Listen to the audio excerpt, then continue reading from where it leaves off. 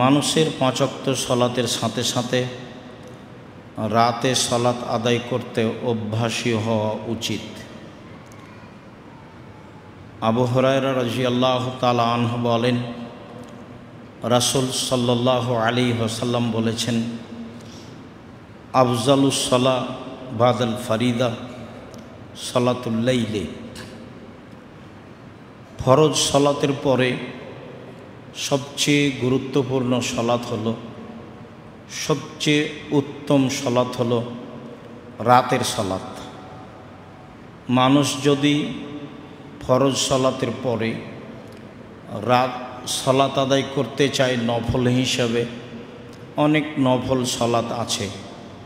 এশরাকের সলাত আছে, চাশতের সলাত আছে, আওয়াবিনের সলাত আছে, হাজাত বিপদ আপদের সলাত আছে, মসজিদে ঢুকে 2 রাকাত সলাত আছে, অনেক নফল সলাত রয়েছে। তার সবচেয়ে উত্তম সলাত হলো রাতের সলাত। এই কথা রাসূল সাল্লাল্লাহু আলাইহি সাল্লাম বলেন। উমামা বাহিলি রাদিয়াল্লাহু তাআলা আনহু বলেন, রাসূল সাল্লাল্লাহু আলাইহি সাল্লাম একদা বললেন, আলাইকুম বিকিয়ামিল লাইল, তোমরা রাতে ইবাদত করো, তোমাদের রাতে ইবাদত করা উচিত, তোমাদের জন্য রাতে ইবাদত করা জরুরি। কেন? ফাইন্নাহু দাবুস সালিহিন কাবলাকুম, এটা হচ্ছে তোমাদের অতীতে চলে যাওয়া নবী রাসূল সিদ্দিক শুহাদা পরহেজগার মানুষের কাজ। এটাই ছিল তোমাদের অতীতের সলেহ সৎ সিদ্দিক পরহেজগার মানুষের আদাত অভ্যাস। অতীতে যারাই পরহেজগার মানুষ ছিলেন, সলেহ সিদ্দিক শুহাদা ছিলেন, তাদের একটা অভ্যাস ছিল রাতে সালাত আদায় করা। কাজেই তোমরা পৃথিবীর মানুষ, পুরুষ নারী, রাতে সালাত আদায় করতে অভ্যাসী হও, একথা রাসূল সাল্লাল্লাহু আলাইহি সাল্লাম বলেন। তিনি তার 3টা সুবিধা উল্লেখ করেন। তিনি বলেন, হুয়া কুরবাতুন লাকুম ইলা রাব্বিকুম, রাতে সালাত আদায় করলে এইটা তোমাদেরকে তোমাদের প্রতিপালকের নিকটে করে দিবে। তোমরা তোমাদের প্রতিপালকের নিকটে হয়ে যাওয়া, কাছে হয়ে যাওয়া। 1 2 ও মুকাফফিরাতুল লিসায়াত, রাতে সলাত মানুষের পাপকে মিটিয়ে দিবে। তোমরা রাতে সলাত আদায় করলে এই সলাত তোমাদের পাপকে মিটিয়ে দিবে। 3 ও মানহাতুন আলিল ইসমে, মানুষ পাপ থেকে বিরত থাকবে। মানুষ অনেকেই 5 ওয়াক্ত সালাত আদায় করে, তাহাজ্জুদ পড়ে, এরপরেও পাপ বহাল আছে, থাকে। এটাই স্বাভাবিক। আসলে ঈমান ছাড়া পাপকে ঠেকানো যায় না। ঈমান যত বেশি, পাপ তত কম। ঈমান যত কম, পাপ তত বেশি। 5 ওয়াক্ত সালাত ঠিকই আছে, তবে ঈমান কম। সিয়াম রমজান মাসে ঠিকই আছে, ঈমান কম। হালাল রুজিও ঠিক আছে, ঈমান কম। ঈমান যত বেশি হবে, পাপ তত কম হবে। ঈমান যত কম হবে, পাপ তত বেশি হবে। রাতে সালাত আদায় করলে মানুষ পাপ থেকে দূরে থাকবে, এ কথা রাসূল সাল্লাল্লাহু আলাইহি সাল্লাম বলেন। 1 রাতের সালাতে আল্লাহর নিকটে হওয়া যায়। 2 পাপ মিটে যায়। 3 নিকটে হওয়া যায়, এ কথা রাসূল সাল্লাল্লাহু আলাইহি সাল্লাম বলেন। আমর ইবনে আবাসা রাদিয়াল্লাহু তাআলা আনহু বলেন, রাসূল সাল্লাল্লাহু আলাইহি সাল্লাম একদা বললেন, আকরাবু মা ইয়াকুনু রাব্বু মিনাল আবদে, আল্লাহ মানুষের নিকটে হয় সবচেয়ে বেশি কখন? আল্লাহ নিকটে হয়ে যান মানুষের।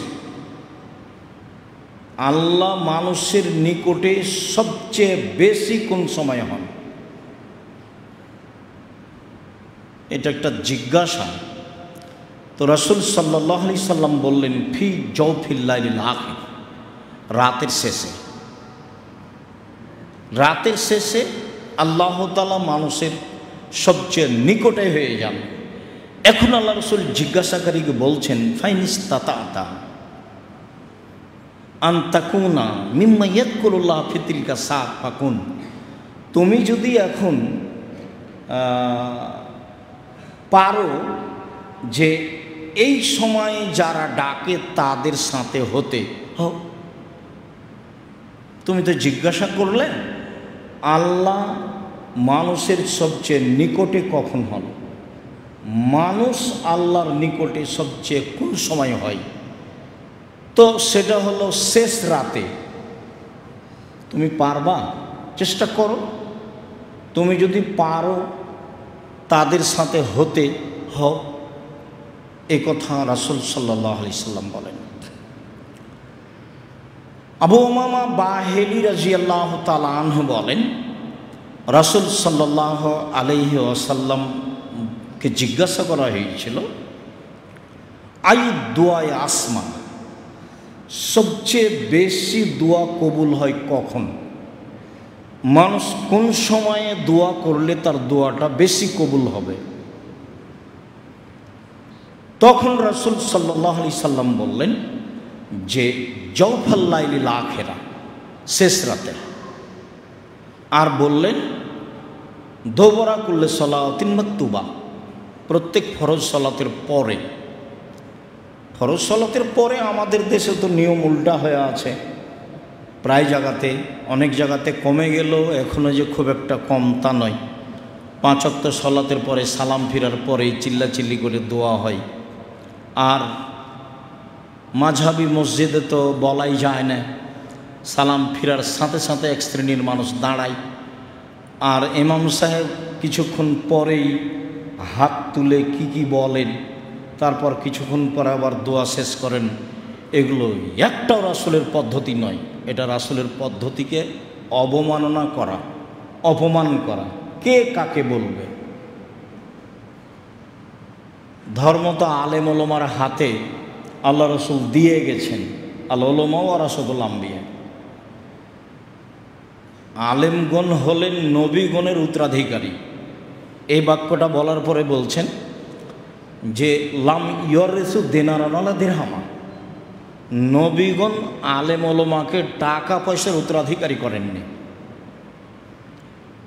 ওরা নবীগণের মালিক বটে, উত্তরাধিকার বটে, কিন্তু টাকা পয়সার নাই। ওয়ালাকিন ওয়ারাসুল ইলমা, বিদ্যার উত্তরাধিকারী করেছেন। ফমান আখাজা বেহাজিন অফেল, যে নিল সে পূর্ণ নিল, যে নিবে সে যেন পূর্ণ নেই। এইটা রাসূল সাল্লাল্লাহু আলাইহি ওয়াসাল্লাম বলেন।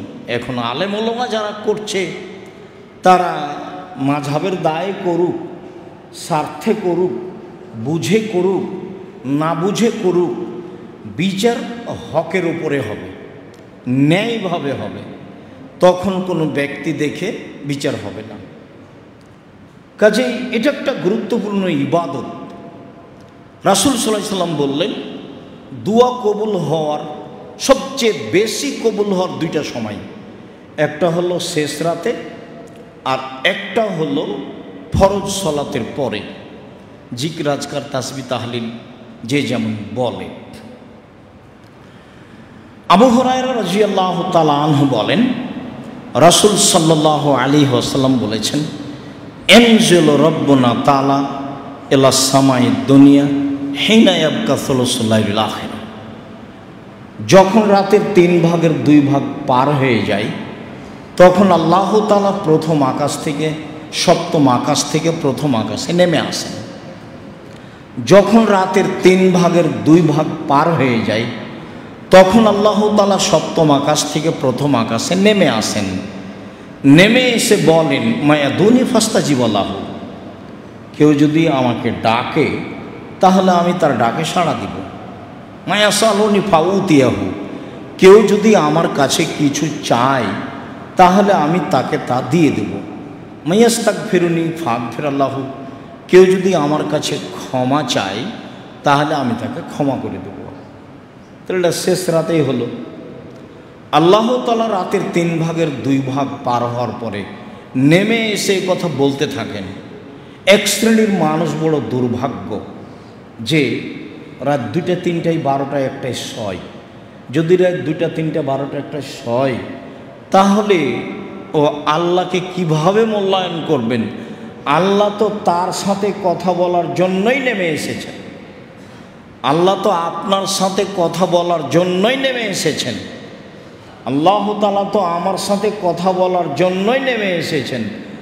আল্লাহ নেমে এসেছেন সপ্তম আকাশ থেকে প্রথম আকাশে, আর আমি ঘুমিয়ে আছি, অথচ আমার সাথেই কথা বলতে এসেছেন। তাহলে কেমন হয়ে যায় না? এই কারণে রাসূল সাল্লাল্লাহু আলাইহি ওয়াসাল্লাম বলেছেন, তোমাদের উচিত, তোমাদের অভ্যাসী হওয়া উচিত রাতে সালাত আদায় করা।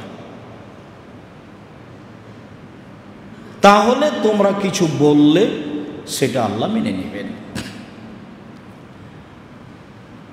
আব্দুল্লাহ ইবনে আমর ইবনে আস রাদিয়াল্লাহু তাআলা আনহু বলেন, রাসূল সাল্লাল্লাহু আলাইহি ওয়াসাল্লাম বলেছেন, মান কামা বেআশরিন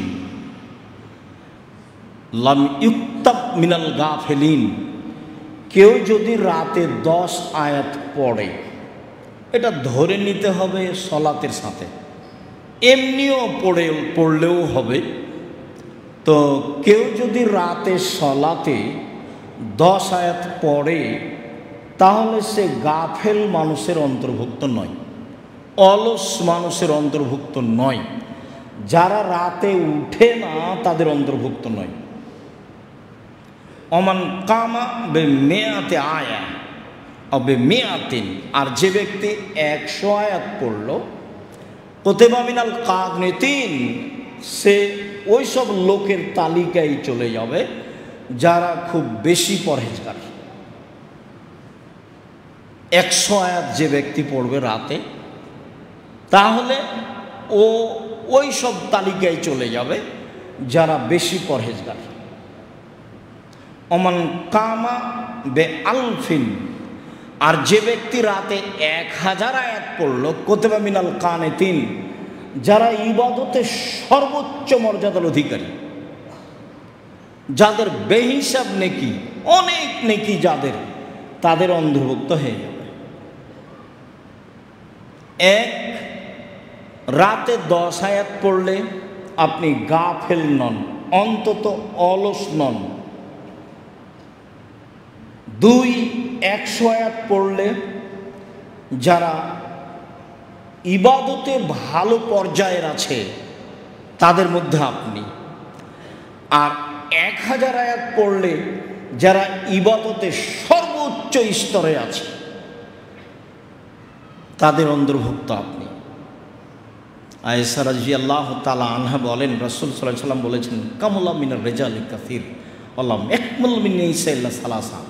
বহু মানুষ বড় বড় মর্যাদা লাভ করেছে, করবে, মানুষই জান্নাতে খুব বড় বড় মর্যাদা লাভ করেছে, করবে, তবে মহিলারা তেমন বড় মর্যাদা লাভ করতে পারেনি, মাত্র 3 জন। তখন তিনি বললেন যে ইমরানের মেয়ে, ঈসা আলাইহিস সালামের মা মারিয়াম, আর ফেরাউনের স্ত্রী আসিয়া, আর আয়েশা রাদিয়াল্লাহু তাআলা আনহার সম্মান সব মহিলার উপরে। যেমন সারিদ খাদ্য ভালো সব খাদ্যের উপরে, গোস্তের ঝোলে রুটি ভিজালে তাকে সারিদ বলা হয়। এইভাবে রাসূল সাল্লাল্লাহু আলাইহি সাল্লাম বললেন।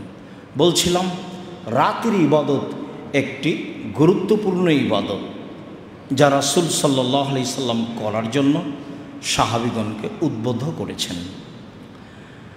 আবু হুরায়রা রাদিয়াল্লাহু তাআলা আনহু বলেন, রাসূল সাল্লাল্লাহু আলাইহি ওয়াসাল্লাম বলেছেন, ইন্না শায়তানা ইয়াকিদু আলা কাফিয়াতে রাসে আহদিকুম ইযা হুয়া নামা সালাসা ওয়াকাদিন। যখন তোমাদের কোনো ব্যক্তি রাতে ঘুমায়, তখন শয়তান তার মাথার চুলে 3টে গিরা লাগায়। মাথায় চুল থাক না থাক সেই কথা বিবেচনা পড়ে। রাসূল সাল্লাল্লাহু আলাইহি সাল্লাম বলেছেন, যখন তোমাদের রাতে কেউ ঘুমায় তখন শয়তান তার মাথার চুলে 3টে গিরা লাগায়। ওয়াইয়াদরিবু আলা কুল্লি উকদাতিন, প্রত্যেক গিরার উপরে হাত দিয়ে এভাবে থাবা মারে আর বলে যে আলাইকা লাইলুন তবিল ফারকুদ, রাত অনেক আছে ঘুমাও, রাত অনেক আছে ঘুমাও, রাত অনেক আছে ঘুমাও। বুঝতে পারছেন উঠতে মন চায় না কেন? হাদিস তো বুখারী মুসলিম। উঠতে মন চায় না কেন? এত উঠতে ভারী লাগে কেন? মনে হয় যেন সবচেয়ে কঠিন কাজ। কেননা ও তো চেষ্টায় আছে, তার তো জীবন বাজি রেখে সে চেষ্টা চালিয়ে যাচ্ছে, আমাকে পরাজয় করবে, এটা তার জীবন বাজি রেখে চেষ্টা। আমরা তো ওটা বুঝতে পারি না, কিন্তু ও জিদের উপরে আছে। শয়তান খুব জিদের উপরে আছে। তার জিদ হচ্ছে এটাই যে আমাকে আর আপনাকে সে পাপী করবে, এটাই তার সফলতা। এত বড় শক্তি ক্ষমতার অধিকারী, মানুষের রগে রগে চলতে পারে, তার যদি এত শক্তিশালী মজবুত ক্ষমতা থাকে, তাহলে সে তো মানুষকে ঠকাবে। আর কোরআন মাজিদে যে কত জায়গাতে উল্লেখ হয়েছে, আল্লাহ তাআলা বলছেন শয়তান খারাপটাকে ভালো করে দেখায়। যেটাই খারাপ আপনার জীবনের জন্য, তার কাজ হলো সেটা আপনাকে সুন্দর করে দেখাবে। একটা পাপের কাজ আপনাকে সুন্দর করে দেখাচ্ছে, এমনভাবে পাপের কাজটাকে সাজাচ্ছে যে আপনি ভাবছেন যে হ্যাঁ, পাপটা হলে এটা সহজে করা যায়, এটা পাপ হলেও সহজে করা যাবে, এভাবে করলে এটা সহজ হয়, একবার এইভাবে আপনার কাছে সাজিয়ে তুলছে। এটাই তার কাজ। রাসূল সাল্লাল্লাহু আলাইহি সাল্লাম বলছেন, ফাসবাহা ফাইনিস্তাইকাদা, ও যদি এখন রাতে উঠে যায়, ফাযাকার আল্লাহ, উঠেই যদি বলে আলহামদুলিল্লাহিল্লাযী আহয়ানা বাদামা আমাতানা ওয়া ইলাইহিন নুশুর, সে আল্লাহর প্রশংসা যে আল্লাহ মরার পরে জীবিত করল, মারলেন এবং জীবিত করলেন। মারতেও পারেন, জীবিতও করতে পারেন। আগে মারলেন, তারপরে জীবিত করলেন, মরণ দিলেন, এখন আবার আত্মা ফেরত দিলেন। যার জন্য অন্য জায়গাতে একটা দোয়া আছে যে ফাইন আরসালতাহা ফাগফিরলাহ, ফাইন আমসাকতাহা ফাগফিরলাহ, তুমি যদি আত্মা ফেরত না দাও তাহলে তুমি এটাকে ক্ষমা করে দিও, আর যদি তুমি ফেরত দাও তাহলে হেফাজত করিও আরও 5টা মানুষকে যেভাবে হেফাজত করো। আত্মা ফেরত দিলে আমাকে হেফাজত করো, আর যদি আত্মা ফেরত না দাও তাহলে এটা ক্ষমা করে দাও। তো যে ব্যক্তি ঘুম থেকে উঠলো এবং এটা বলল, তো ইনহাল্লা তোকদা, একটা গিরা খুলে গেল। ফাইন তাওয়াদ্দা ইনহাল্লা তোকদা, যদি ওযু করে তাহলে আর একটা গিরা খুলে গেল। ফাইন সল্লা ইনহাল্লা তোকদা, যদি সলাত আদায় করে তাহলে আর একটা গিরা খুলে গেল। তাহলে ঘুম থেকে উঠলো, দোয়া পড়লো, তাতে একটা খুলে গেল। খালি পড়লে খুলে যাবে। ও যেমন ক্ষমতা রাখে আল্লাহ তেমন ব্যবস্থা করেছেন, ও যেমন ক্ষমতা রাখে আল্লাহ তেমন ব্যবস্থা করেছেন। মানুষ যদি হাত দিয়ে খুলতো তাহলে তো কঠিন ছিল, সেটা তো মানুষের নাগালের বাইরে চলে যেত। এমন একটা পদ্ধতি বলে দিলেন যা পুরুষ নারীর জন্য সহজ। ঘুম থেকে উঠবে রাতে, দোয়া পড়বে, একটা খুলে যাবে, অজু করবে আর একটা খুলে যাবে, সলাত আদায় করবে আর একটা খুলে যাবে। ফাসবাহা নাশীতান তাইয়িবান নাফসে, এখন সে সকাল করবে খুব উৎফুল্ল মনে, আনন্দ চিত্তে, অলসতা ছাড়াই, উৎফুল্ল আত্মায়, আনন্দ চিত্তে, খুশি হয়ে সে সকাল করবে। ওয়াইল্লা ফাসবাহা খাবিসা নাফসে কাসলান, আর যদি ও না করে তাহলে সব দেখবেন সকালে মুখখান কেমন যেন একেবারেই কেমন হয়ে আছে, ঘিনঘিনে মনে হচ্ছে, খারাপ লাগছে, মুখটা বিকট হয়ে আছে, 7টা 8টার দিকে উঠে মিসওয়াক করছে, ব্রাশ ঘষছে, মুখখান ভারী হয়ে আছে, কেমন কেমন হয়ে আছে এবং অলস অবস্থায় আছে। এটা আল্লাহ রসুল বলছেন, হাদিস বুখারী মুসলিম। হাদিস গ্রন্থে আছে, 1450 বছর থেকে এভাবে আছে। আমল করবে কে? মানুষকেই করতে হবে। যারা পড়াশোনা করছে তাদেরকেই করতে হবে। পড়াশোনা করলাম, আমল করতে পারলাম না, তাহলে তো যারা পড়ে না, যারা এমনি রাস্তাঘাটে থাকে তাদের মতোই হয়ে গেলাম। জানতে হবে এবং আমল করতে হবে। আল্লাহ তুমি কবুল করো। আল্লাহুম্মা সাল্লি আলাইহি আল্লাহুম্মা বারিক।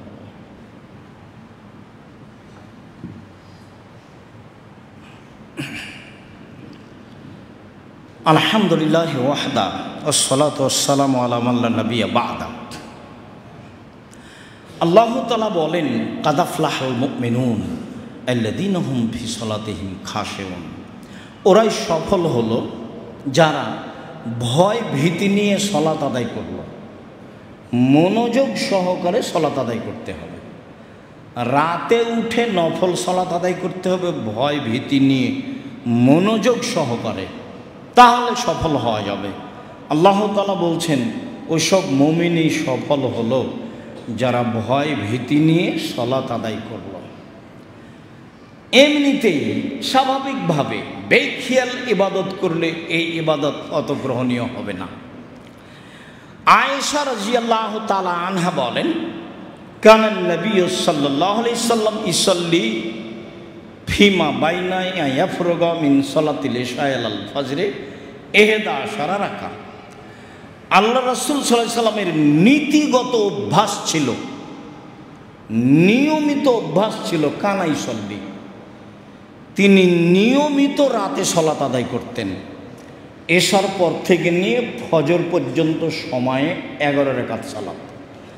তাহলে বোঝা যাচ্ছে যে তাহাজ্জুদ পড়ার সময় শুরু হয় এশার সালাতের পর থেকেই, একবারে ফজরের আজান পর্যন্ত।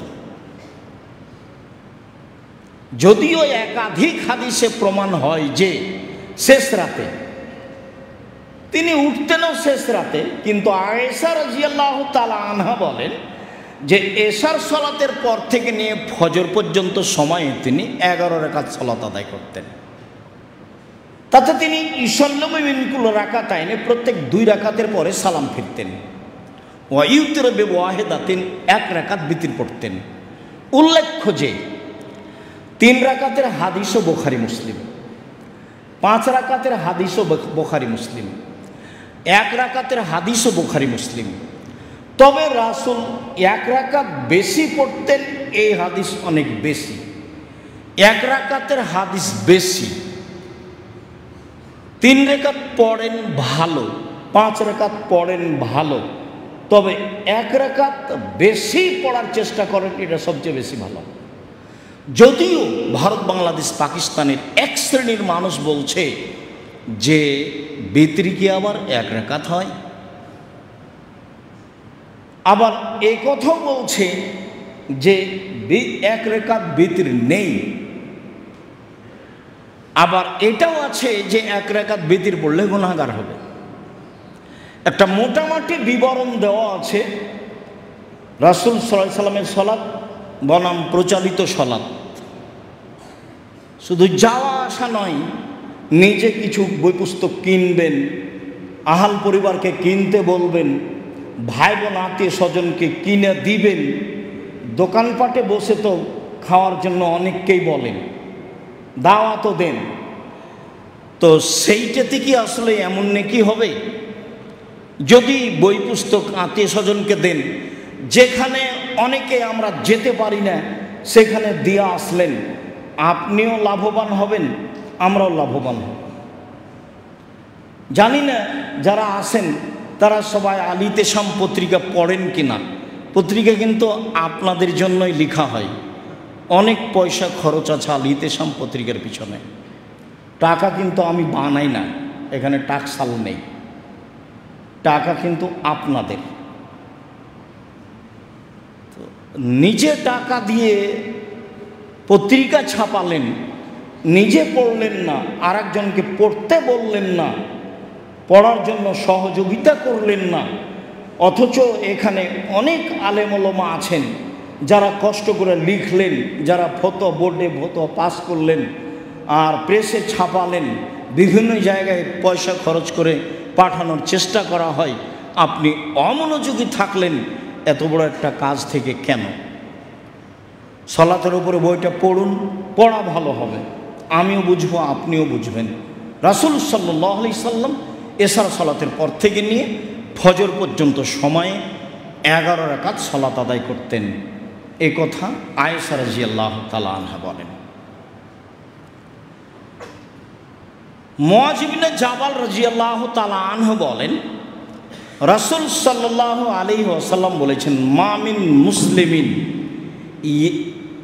ইয়াবিতু আলা যিকরিন তাহিরান, যে কোনো মানুষ অজু অবস্থায় রাতে ঘুমায়, যে কোনো মানুষ অজু অবস্থায় রাতে ঘুমায়, যে কোনো পুরুষ নারী অজু অবস্থায় রাতে ঘুমায়,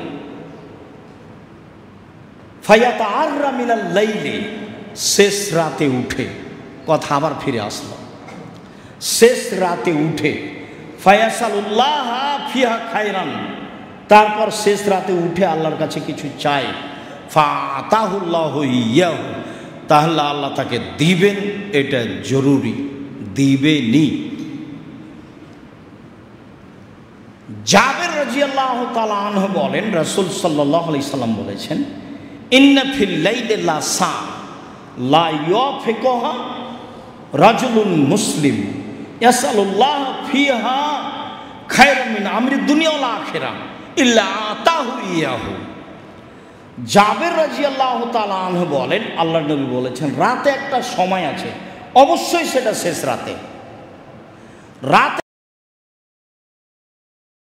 উবাদা ইবনে সামিত রাদিয়াল্লাহু তাআলা আনহু বলেন, রাসূল সাল্লাল্লাহু আলাইহি সাল্লাম বলেছেন, মান আররা মিনাল লাইলি, যে ব্যক্তি শেষ রাতে উঠল, ঘুম থেকে শেষ রাতে জাগলো, ফাকাল, তারপরে বলল, লা ইলাহা ইল্লাল্লাহু ওয়াহদাহু লা শারীকা লাহ, আল্লাহ ছাড়া কোনো মাবুদ নেই, তার কোনো শরীক নেই, লাহুল মুলকু ওয়া লাহুল হামদু, রাজত্ব তার, প্রশংসা তার, রাজত্ব তার, প্রশংসা তার, রাজত্ব তার, প্রশংসা তার, ওয়া আলা কুল্লি শাইইন কাদির, তিনি সর্বশক্তিমান। তারপরে বলল, সুবহানাল্লাহি আলহামদুলিল্লাহি ওয়া ইলাহা ইল্লাল্লাহু আল্লাহু আকবার। সুবহানাল্লাহি, আল্লাহর পবিত্রতা বর্ণনা করি, আলহামদুলিল্লাহ, প্রশংসা আল্লাহর, সুবহানাল্লাহি আলহামদুলিল্লাহি ওয়া ইলাহা ইল্লাল্লাহ, আল্লাহ ছাড়া কোনো মাবুদ নেই, আল্লাহু আকবার, আল্লাহ সবচেয়ে বড়।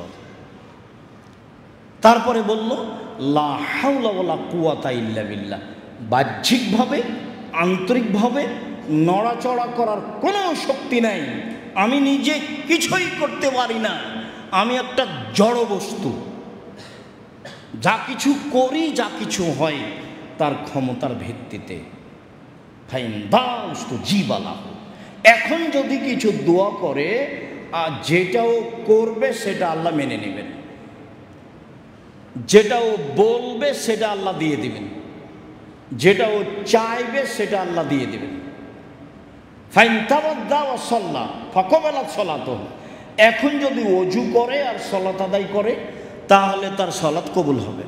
তাহলে বোঝা যাচ্ছে যে এই দোয়া ঘুম থেকে উঠে, ওযুর আগেই, ঘুম থেকে উঠে, লা ইলাহা ইল্লাল্লাহু ওয়াহদাহু লা শারীকা লাহু লাহুল মুলকু ওয়া লাহুল হামদু ওয়া হুয়া আলা কুল্লি শাইইন কাদির, সুবহানাল্লাহি ওয়া আলহামদুলিল্লাহি ওয়া লা ইলাহা ইল্লাল্লাহু আল্লাহু আকবার, লা হাওলা ওয়া লা কুওয়াতা ইল্লা বিল্লাহ।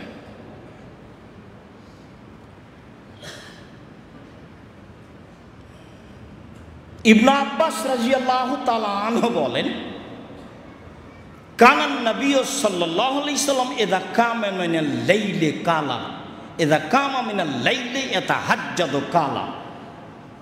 ইবনে আব্বাস রাদিয়াল্লাহু তাআলা আনহু বলেন, রাসূল সাল্লাল্লাহু আলাইহি সাল্লাম যখন রাতে উঠতেন তাহাজ্জুদের জন্য, রাসূল সাল্লাল্লাহু আলাইহি সাল্লাম যখন রাতে উঠতেন তাহাজ্জুদ সালাতের জন্য, তখন তিনি বলতেন, আল্লাহুম্মা লাকাল হামদু আনতা কাইয়্যিমুস সামাওয়াতি ওয়াল আরদ ওয়া মান ফিহিন্না। হে আল্লাহ, প্রশংসা তোমার, আসমান জমিন এবং এর মধ্যে যা কিছু রয়েছে সব কিছুর প্রতিষ্ঠাতা তুমি। ওয়ালাকাল হামদু আনতা নূরুস সামাওয়াতি ওয়াল আরদ ওয়া মান ফিহিন্না। প্রশংসা তোমার, আসমান জমিন এবং এর মধ্যে যা কিছু রয়েছে তার আলো তুমি। ওয়ালাকাল হামদু আনতা মালিকুস সামাওয়াতি ওয়াল আরদ ওয়া মান ফিহিন্না। প্রশংসা তোমার, আসমান জমিন এবং এর মধ্যে যা কিছু রয়েছে তার মালিক তুমি। ওয়ালাকাল হামদু, প্রশংসা তোমার, ওয়ালাকাল হামদু, প্রশংসা তোমার। ওয়াদকাল হাক্ক, তোমার ওয়াদা সত্য। অকৌলকা হাক্কুন, তুমি যে কথা বলেছো কোরআন হাদিসে কিয়ামত দুনিয়ার ব্যাপারে তা সত্য। অলিকাউকা হাক্কুন, বিচারের মাঠে তোমার সাথে মানুষের সাক্ষাৎ হবে, এইটাও সত্য। অল জান্নাতু হাক্কুন, জান্নাত সত্য। ও নার হাক্কুন, জাহান্নাম সত্য। ও নবিউল্লাহ হাক্কুন, নবীগণ সত্য। ও মুহাম্মাদুন হাক্কুন, মুহাম্মদ সত্য। ও সাআত হাক্কুন, কিয়ামত সত্য। এগুলো সব ঘটবে। আল্লাহুম্মা লাকা আসলামতু, হে আল্লাহ, আমি তোমার নিকট নিজেকে সমর্পণ করলাম। অবেকা আমান্ত, আমি তোমাকে মেনে নিলাম। অবেকা আনাপ্ত, আমি তোমার দিকে অভিমুখী হলাম। অবেকা খাসান্ত, আমার কথাবার্তা তোমার নিকটে। ওয়াইলাইকা হাকান্ত, আমি তোমাকে বিচারক হিসাবে মেনে নিয়েছি।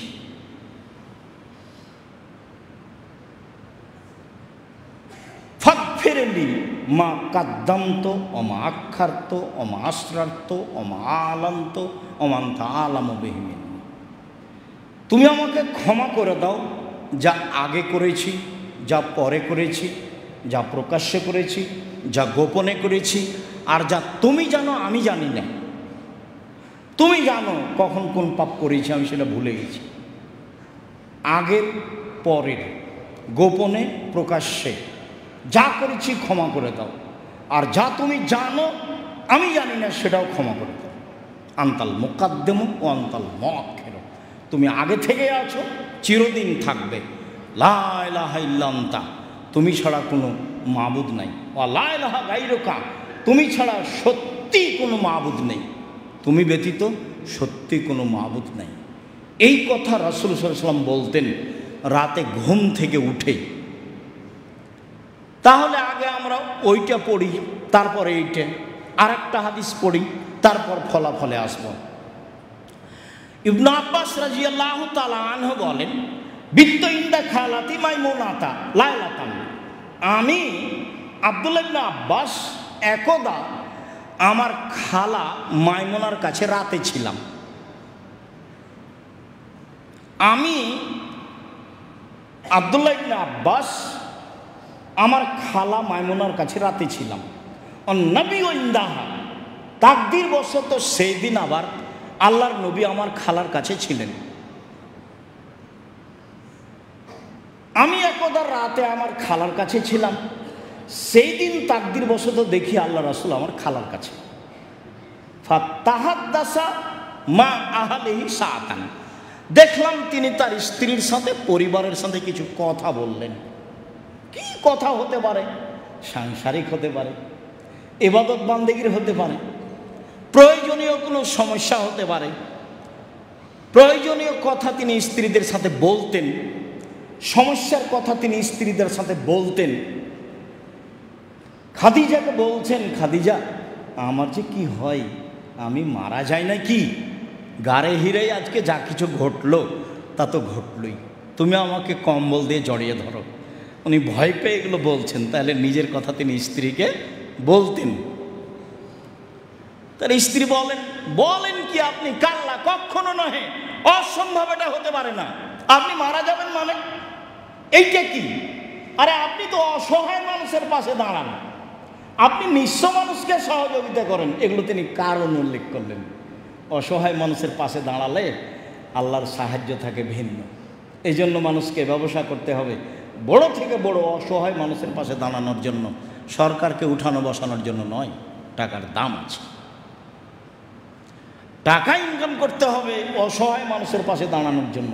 আর আপনি বলেন কি আপনার এভাবে দুর্ঘটনা হবে মানে? আপনি তো অসহায় মানুষের পাশে দাঁড়ান, নিঃস্ব মানুষের সহযোগিতা করে থাকেন, আত্মীয়তার সম্পর্ক বজায় রাখেন। আত্মীয়তার সম্পর্ক বজায় রাখা খুবই কঠিন। ভাই ভাই টিকা যায় না, ভাই ভাই ঠাঁই ঠাঁই। এমন গণ্ডগোল করলো দুই ভাই আমাদের গ্রামের চোখের সামনে, যে ঢেঁকিটা কেটে ভাগ করে নিল।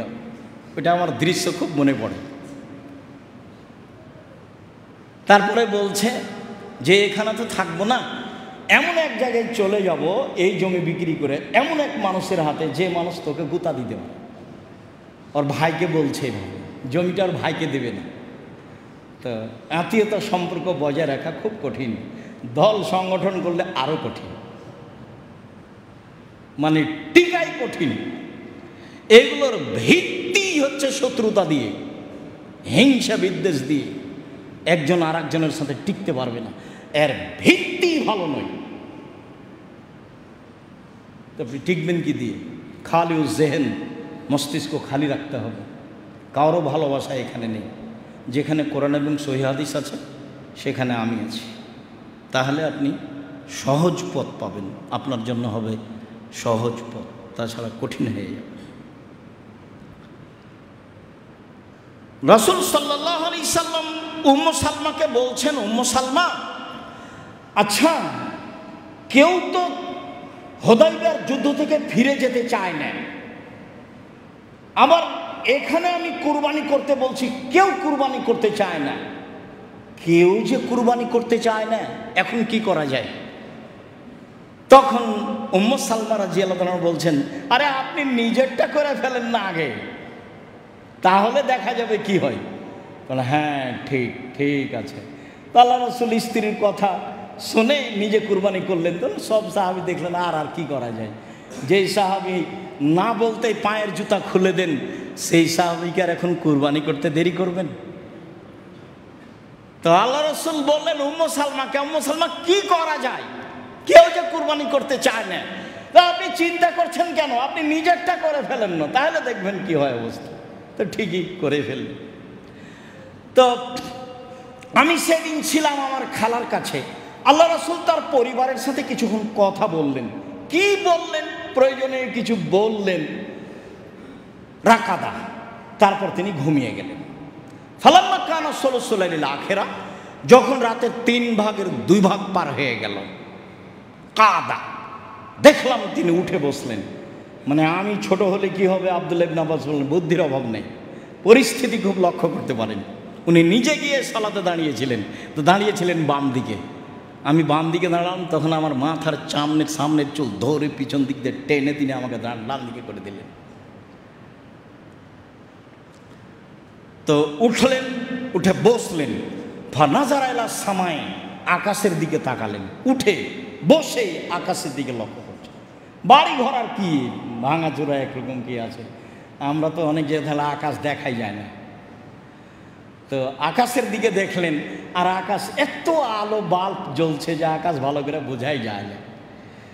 সময়ের গতি।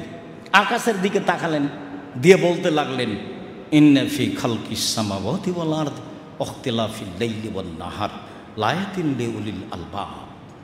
নিশ্চয় আসমান জমিনের সৃষ্টিতে আর রাত দিনের আসা যাওয়াতে জ্ঞানী মানুষের জন্য নিদর্শন রয়েছে।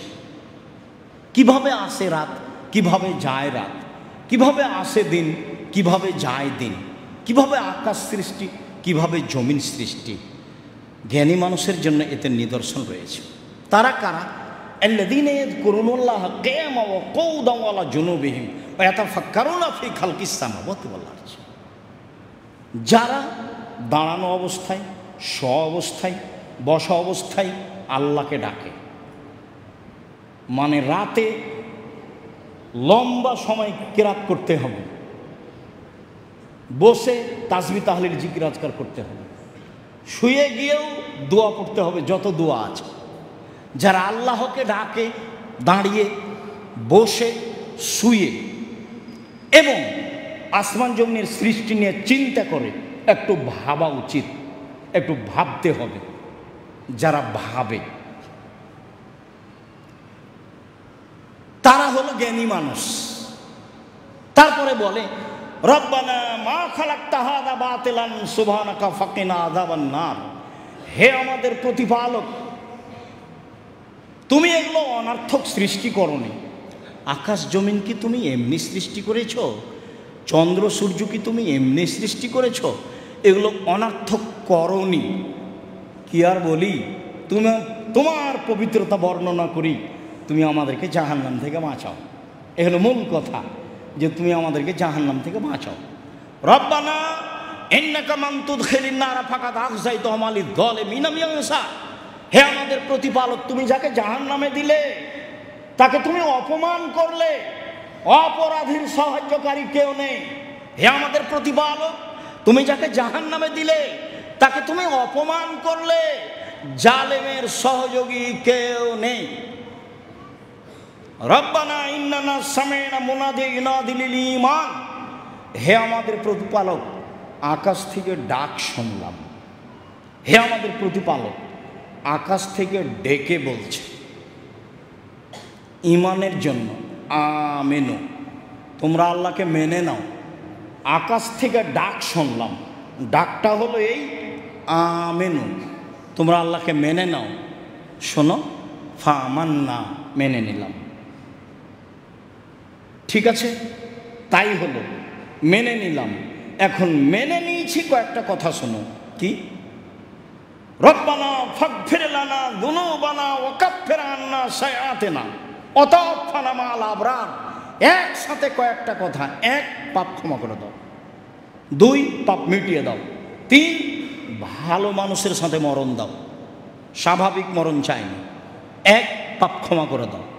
2, পাপ মিটিয়ে দাও। 3, ভালো মানুষের সাথে মরণ দাও।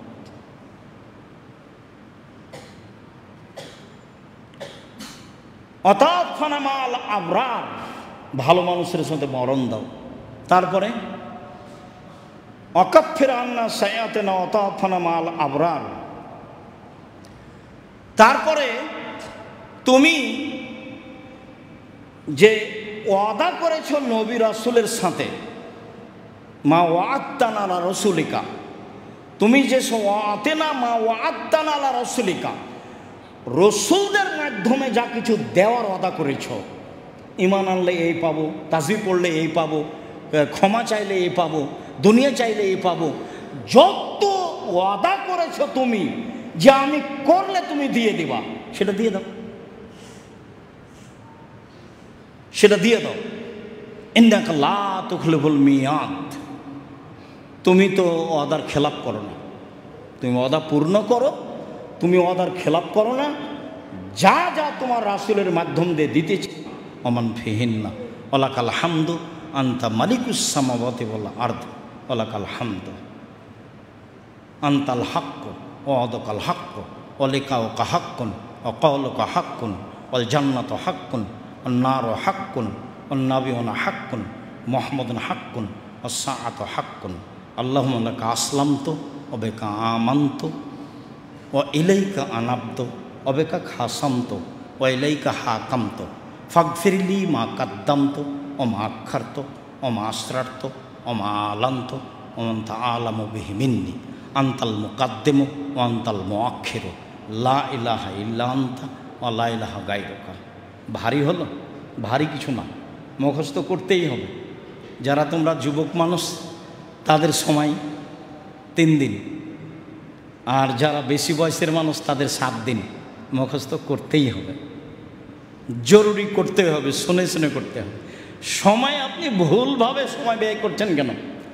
রাসূল সাল্লাল্লাহু আলাইহি ওয়াসাল্লাম বলছেন যে নিয়ামাতান মাকবুলুন ফীহিমা কাসীরুম মিনান নাস, আমি মানুষের প্রতি দুইটা অনুগ্রহ করেছি আল্লাহ বলছেন, কিন্তু মানুষ তা ভুল বুঝেছে।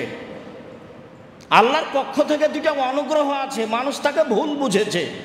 এক সাহাত, শরীরের সুস্থতা। আমি সুস্থতা এই জন্য দিইনি যে সে দোকানে বসে আড্ডা পিটবে। আমি তাকে সুস্থতা এই জন্য দিইনি যে সে মোবাইল নিয়ে দিন রাত কাটাবে। আমি তার শরীরের সুস্থতা দিয়েছি, সে দিন ধর্ম জানবে, বুঝবে, পড়বে, এই জন্য আমাকে ডাকবে। এই জন্য অল ফারাক, অবসর সময় দিয়েছে, এটা আমার দয়া। আমি অবসর সময় দিয়েছি। একটা লোক ব্যবসায় যায় সকাল 10টায়, আসে রাত 10টায়, তাহলে রাত 10টা থেকে নিয়ে দিন 10টা পর্যন্ত তার সময় অবসর।